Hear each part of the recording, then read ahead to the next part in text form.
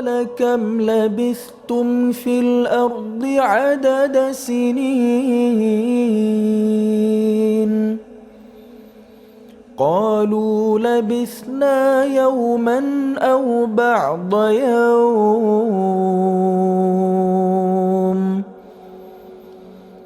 فاسأل العادين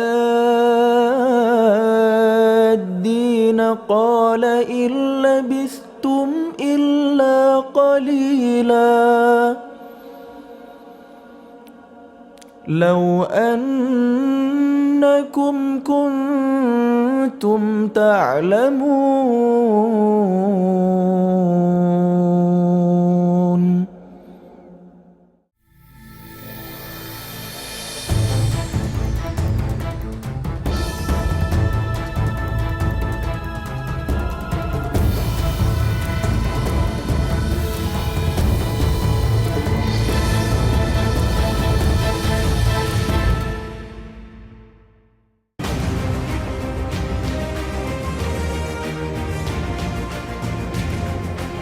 Assalamualaikum warahmatullahi wabarakatuh. Selamat pagi pemirsa Trans 7. Khazanah, Ensiklopedia Islam Dunia, pagi ini kembali hadir ke hadapan Anda untuk berbagi pengetahuan dan saling menasihati dalam kebajikan.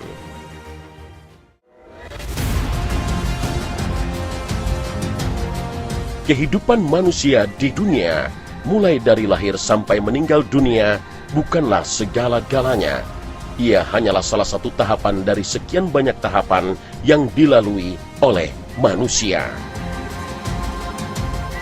Hidup di dunia merupakan jembatan untuk menyeberang ke fase kehidupan selanjutnya, yaitu alam barzakh yang kemudian dilanjutkan menuju kehidupan akhirat.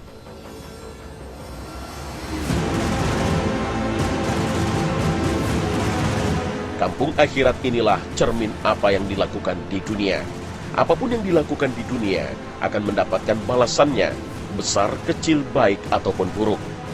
Tempat semua diungkap, tak ada yang tersembunyi darinya.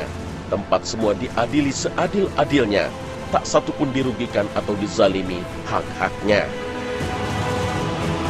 Di akhirat tak ada lagi masa beramal soleh, tak ada lagi masa menanam, tak ada lagi masa berupaya.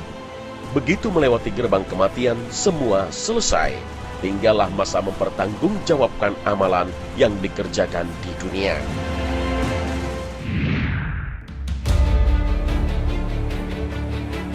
Pemirsa Khazanah, sungguh teramat rugi orang-orang yang menyangka dunia merupakan terminal terakhirnya.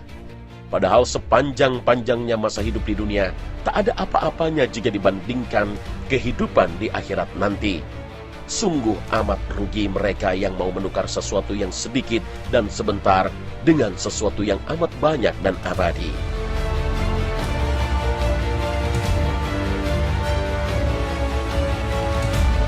Hidup ini teramat singkat. Kalau kita mendapatkan kesenangan di dunia, itu adalah kesenangan yang sangat singkat. Kalau kita menderita, itu pun sebenarnya penderitaan yang teramat singkat. Sekali lagi, hanya sehari, atau setengah hari saja, atau lebih singkat lagi.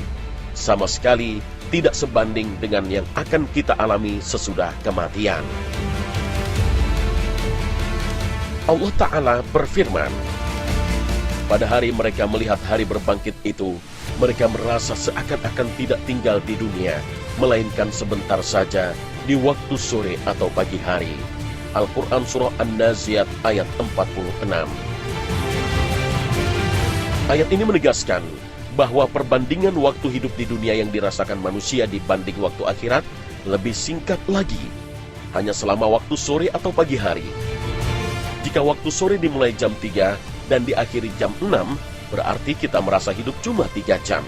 Dan jika pagi hari dimulai jam 7 dan selesai jam 11, berarti kita merasa hidup hanya 4 jam. Bahkan dalam surat Yunus ayat 45, Allah menyebut seakan-akan mereka tinggal di dunia hanya sesaat saja.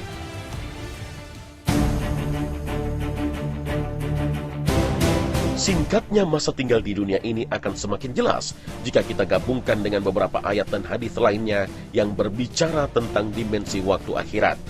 Dalam beberapa hadis sahih, disebutkan bahwa umat manusia menunggu di padang mahsyar selama 50.000 tahun. Dan Allah Ta'ala berfirman ketika menceritakan malaikat yang naik menghadap Allah dalam sehari yang nilainya sama dengan 50.000 tahun. Informasi ini disebutkan dalam Al-Quran Surat Al-Ma'arij ayat 4. 50.000 tahun berarti 50 milenium, berarti 500 abad.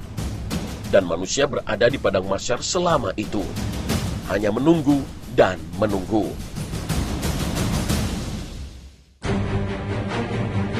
Jika dihubungkan dengan singkatnya masa manusia di dunia, maka dengan rata-rata umur 60 atau 70 tahun dibandingkan dengan 50.000 tahun, maka jika sehari nilai 50.000 tahun, maka usia 60 atau 70 tahun hanyalah berkisar di angka 2 menit saja.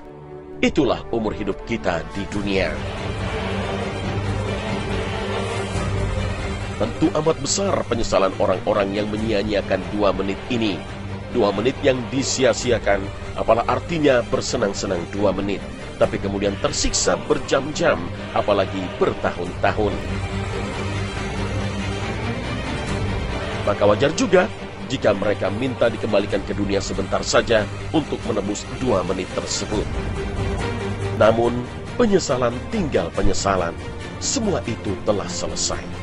Hari itu tiada lagi amal, yang ada hanyalah pembalasan. Semoga kita bukan bagian dari orang-orang yang kelak akan menyesali waktu 2 menit ini.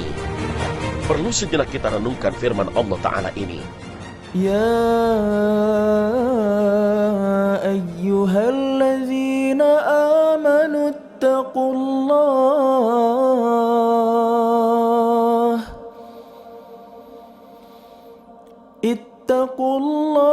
wal tanzur nafsum ma qaddamat lighad wattaqullah innallaha khabirum bima ta'malun.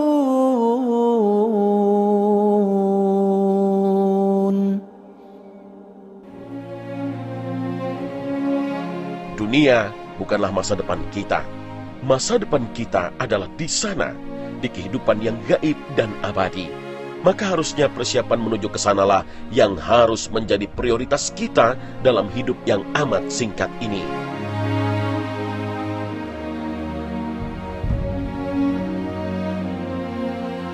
Islam hadir sebagai ajaran hidup yang sempurna. Semua standar moral dan perilaku yang dibutuhkan untuk kemaslahatan manusia dunia dan akhirat telah tersedia. Setiap aturan kehidupan mulai dari pergaulan, ekonomi, politik, pendidikan, sosial, hukum, semua sudah paripurna. Semua kembali kepada manusia. Pilihan tersebut ada pada manusia. Semua sudah jelas dan terang benderang. Maka masih maukah kita menukar dunia yang 2 menit ini dengan kehidupan abadi di akhirat sana? Ingat lagi sabda Nabi SAW ini. Tidaklah dunia bila dibandingkan dengan akhirat, kecuali hanya semisal salah seorang dari kalian memasukkan sebuah jarinya ke dalam lautan, maka hendaklah ia melihat apa yang dibawa oleh jari tersebut ketika diangkat. Hadis riwayat Muslim.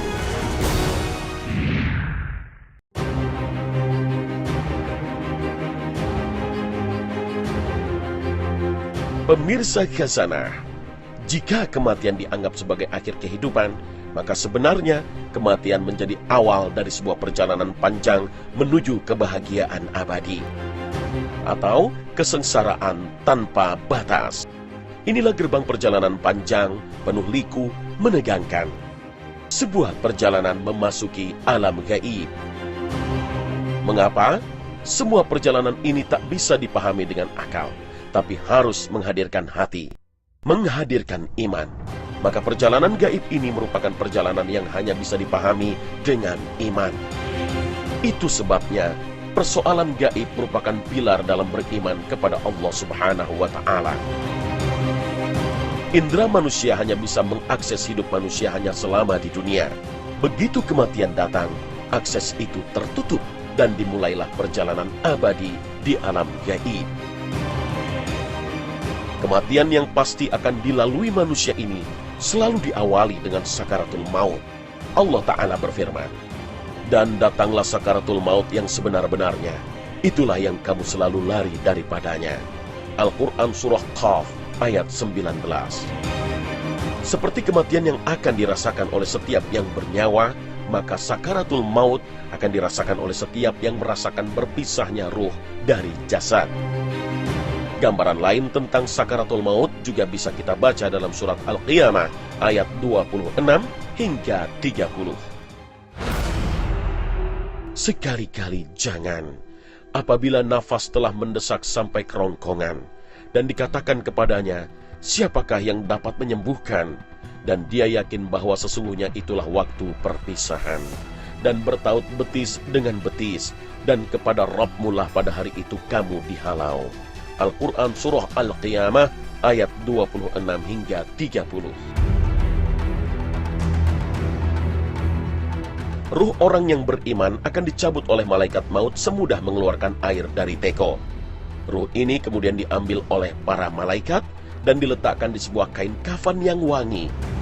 Dan dari ruh tersebut keluarlah bau harum yang paling wangi di bumi. Ruh ini kemudian naik ke langit, dan ketika sampai di hadapan Allah, Allah memerintahkan agar hambanya ini dicatat di Illiyin, yaitu tempat dicatatnya amalan orang-orang beriman. Kemudian ruh ini dikembalikan ke bumi, ke dalam jasad di alam kubur. Dan segera setelah itu, ia didatangi oleh malaikat, dan ruh ini menjawab pertanyaan malaikat dengan lancar. Ruh orang baik ini pun ditemani oleh sesosok yang berwajah baik, pakaian indah, dan bau yang harum. Inilah penjelmaan dari amal solehnya semasa di dunia. Kuburnya dilapangkan dan hamparan surga menjadi hiburan bagi ruh ini. Sehingga ruh orang beriman ini sangat ingin agar hari kiamat disegerakan, sehingga ia bisa segera menuju surga.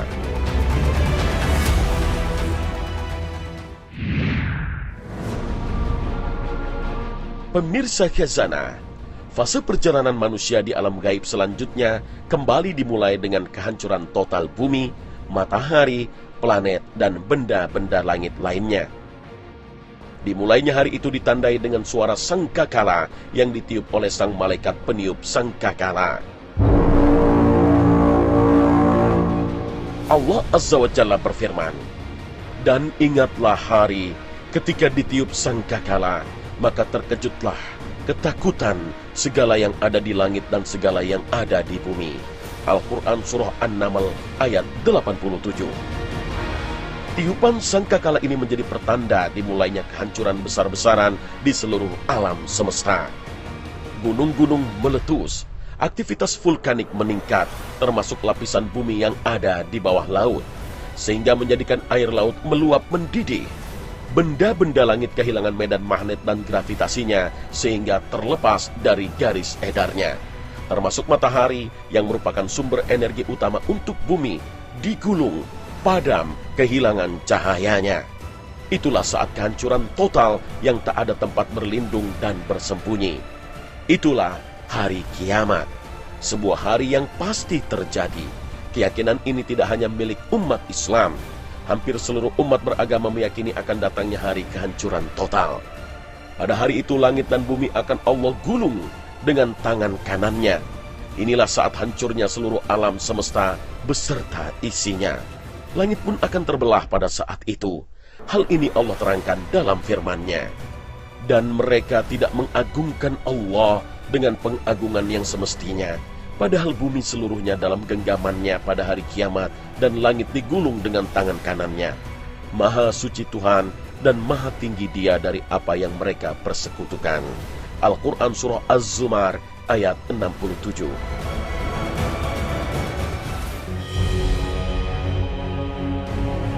Setelah semuanya hancur, maka dimulailah proses selanjutnya, yaitu kebangkitan manusia. Seluruh manusia yang mati dan binasa dibangkitkan kembali, dimanapun ia berada, baik yang terkubur dalam tanah, tenggelam di lautan, atau terbakar hangus tanpa bekas. Semua akan kembali hidup. Semua akan kembali dibangkitkan oleh Yang Maha Menghidupkan dan Mematikan. Manusia akan dibangkitkan dengan ruh dan jasad yang kembali utuh. Jiwa dan ruh mereka tetaplah sama. Mereka tetaplah sosok yang sama. Hanya jasad yang baru dengan kehidupan yang baru. Jasad mereka tidak lagi seperti dulu di dunia. Jasad yang sekarang tidak akan merasakan kematian. Inilah tubuh yang kekal yang akan dibawa ke surga atau ke neraka.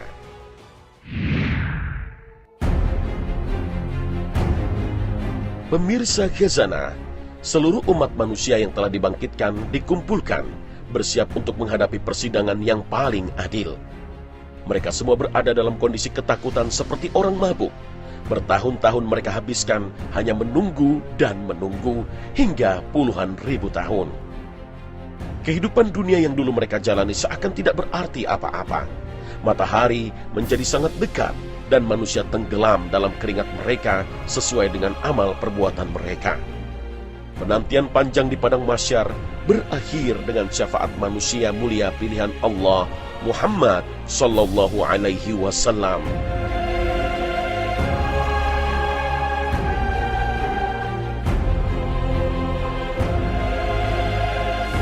Kemudian catatan amal dibagikan. Kebaikan dan keburukan ditimbang. Segala kasus yang berkaitan dengan harta, kehormatan, dan darah yang belum selesai di dunia diselesaikan dengan seadil-adilnya. Manusia juga ditanya satu persatu untuk mempertanggungjawabkan segala nikmat dan fasilitas yang Allah berikan di dunia dulu. Disinilah orang-orang kafir langsung mendapatkan tempatnya. Mereka digiring dan dilemparkan ke dalam neraka. Sementara orang-orang mukmin masih meneruskan perjalanan panjangnya menuju titian Sirat. Sirat atau titian merupakan jalur yang sangat tipis yang dibentangkan di atas neraka yang menyala-nyala, siap menyantap siapapun yang jatuh dari titian itu. Orang mukmin diberi cahaya yang menyinari mereka untuk melewati titian. Mereka melewati titian atau sirat sesuai dengan amal perbuatan masing-masing. Ada orang mukmin yang melewati sirat itu secepat kedipan mata, ada yang secepat kilat, dan ada yang merangkak.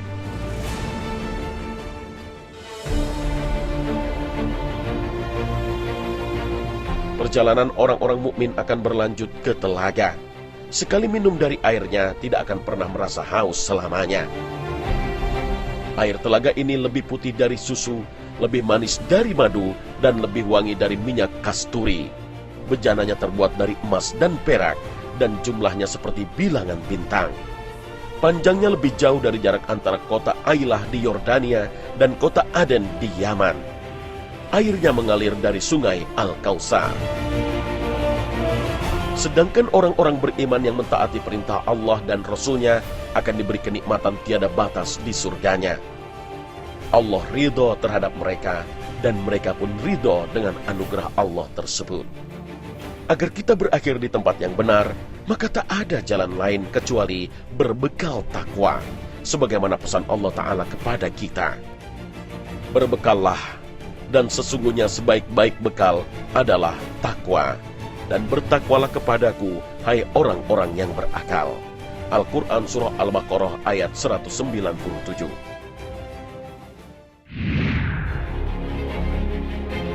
Pemirsa Khazanah, bumi, sebuah planet yang telah ditempati manusia selama ribuan tahun, bukanlah tempat tinggal sejati. Ia hanya salah satu dari persinggahan yang disinggahi manusia. Kelak tempat ini akan hancur dan tidak menyisakan apapun. Maka manusia sesungguhnya hanyalah sekedar transit di muka bumi untuk kemudian melanjutkan perjalanan menuju kampung halaman sesungguhnya. Oleh sebab itu di dalam kitabnya Allah memberi ilustrasi kehidupan dunia sebagai berikut. Ketahuilah bahwa sesungguhnya kehidupan dunia ini hanyalah permainan dan suatu yang melalaikan.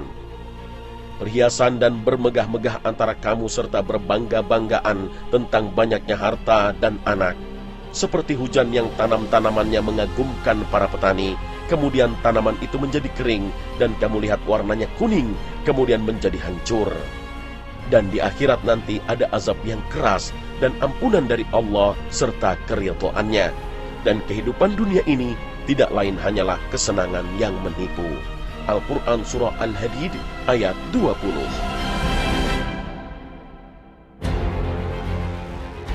Sedangkan dalam hadis riwayat Muslim dari Jabir, dunia diibaratkan oleh Rasulullah SAW seperti seekor bangkai anak kambing yang cacat. Beliau SAW menawarkannya kepada para sahabat dengan harga 1 dirham, dan tak seorang pun yang mau menebusnya seharga tersebut. Bahkan salah seorang sahabat berkomentar dengan mengatakan, sekiranya masih hidup pun hewan tersebut cacat, apalagi ketika menjadi bangkai. Kemudian Rasulullah SAW melanjutkan dengan mengatakan, demi Allah, dunia itu lebih hina di sisi Allah daripada bangkai itu di pandangan kalian. Hadis riwayat Muslim. Sebenarnya agama itu memiliki beberapa dimensi. Pertama, dimensi ritual. Jadi kalau kita bicara agama, pasti bicara tentang peribadatan. Sholat, saum, haji, itu namanya dimensi ritual. Yang kedua, dimensi intelektual, yaitu dimensi yang berkaitan dengan hal-hal yang bersifat rasional. Contoh, kenapa ketika Allah berfirman tentang anak dihubungkan dengan ayah? Wa walidu wa ma walad, demi ayah dan anak laki-lakinya.